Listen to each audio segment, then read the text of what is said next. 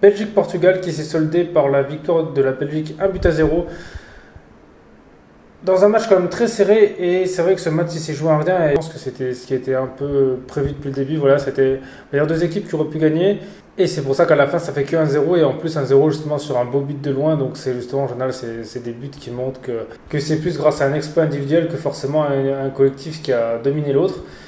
Alors après en première mi-temps, voilà, c'était assez... Alors en première mi-temps, j'ai trouvé que même si c'était serré, la Belgique dominait quand même légèrement, c'est-à-dire qu'ils avaient un peu plus de possession de balle, et je les ai trouvés un peu plus dangereux que le Portugal. Voilà, la première mi-temps, pour moi, ça a été un peu dominé par la Belgique, même si le Portugal a quand même eu des occasions, ils étaient comme présents, mais c'est comme eux qui avaient plus la maîtrise technique. Après, en première mi-temps, les deux équipes, on va dire, ils n'ont pas pris de risque, c'est-à-dire qu'ils avaient peur de s'exposer, donc... dès qu'il y avait une attaque, ils se repliaient direct. Voilà. Après, ça m'a pas trop étonné parce que c'est deux équipes justement qui ont fait ça dans la plupart de leurs matchs. Par exemple, les Belges, en première mi-temps, tous leurs matchs, on va dire, ils étaient un peu en retrait. Et en général, c'est en deuxième mi-temps qu'ils gagnaient le match. Et le Portugal, pareil, c'est pas trop une équipe justement au début qui va se livrer. Donc, ça va pas être trop étonné. Même si ça va pas empêcher comme les deux équipes d'attaquer. Donc voilà, ils ont quand même pris des risques. Et je pense qu'ils ont... Donc voilà, tout en limitant les risques. Mais voilà, ils ont quand même joué. C'était quand même pas un match fermé. Donc déjà, c'était quand même pas mal. Donc après l'ouverture du score justement est arrivé en première mi-temps grâce à Thorgan Hazard sur une frappe enroulée, voilà, qui a été tout seul. Voilà, c'est le genre de frappe qu'il faut mettre parce que c'est vrai que c'est vraiment pas évident. En plus le gardien était pas loin de la toucher, mais c'est vrai que c'était un super but et c'est ce but franchement qui va faire toute la différence dans ce match. Donc quand c'est pas Eden Hazard, c'est Thorgan. Donc c'est bien pour la Belgique justement qu'ils ont plusieurs buteurs et que n'importe quel joueur de leur équipe peut justement faire la différence et ouvrir le... C'est pour ça que la Belgique a des chances d'aller loin. Ensuite, en deuxième mi-temps, déjà dès le début, ça a commencé un peu mal pour la Belgique parce que De Bruyne est sorti sur blessure. Alors, on ne sait pas ce que c'est. Ça se trouve, il est peut-être forfait pour la fin de l'Euro.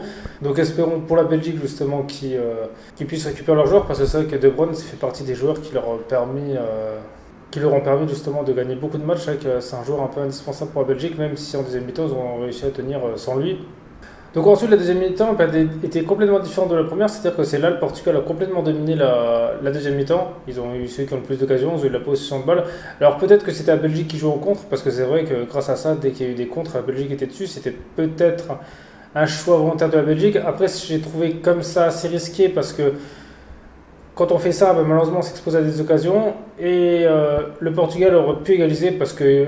On va dire Courtois a fait des bons arrêts. Il y en a un où il a eu de la chance quand même quand à un moment il a lâché le ballon et le ballon lui est comme revenu sur lui. Il y a eu un poteau pour le Portugal, donc là ça aurait pu faire but parce que je pense qu'il y avait but. Donc on va dire que c'était quand même risqué parce que le Portugal avait quand même les armes offensives pour égaliser. Même si on va dire Ronaldo, je l'ai trouvé comme un peu en dessous sur ce match. Je veux dire, ça se voit, je pense que sur ce match qui prend de l'âge dans la mesure où à part dans la surface on l'a pas vu, je l'ai pas trop vu du tout dans le jeu, donc c'était limite plus comme un avant-centre qui attendait le ballon, quoi.